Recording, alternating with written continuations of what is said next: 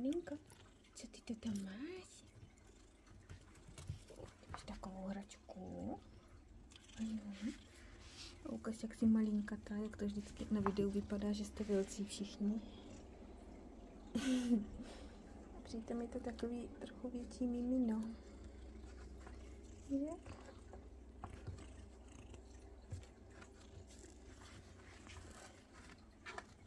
Jo. I granule máme miminkový. Takový prťavý.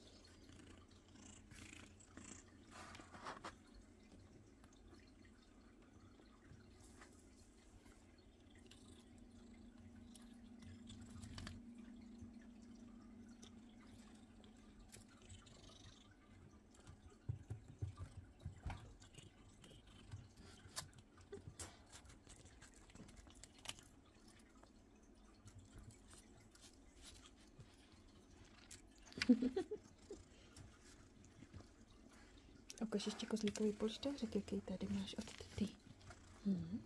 Dobrý, že?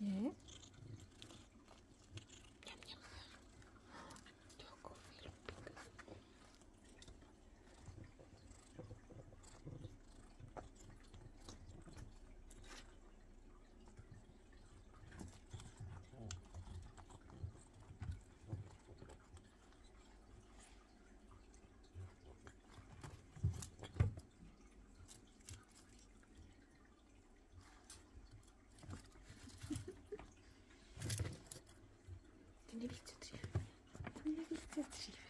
To je dobře. To je dobře. Jak budeš zdravoučka, tak tě pustíme. Ferťáčku, musíš počkat.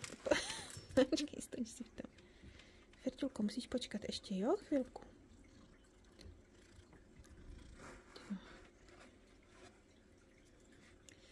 Ne, žádný pusinky. Žádný pusinky.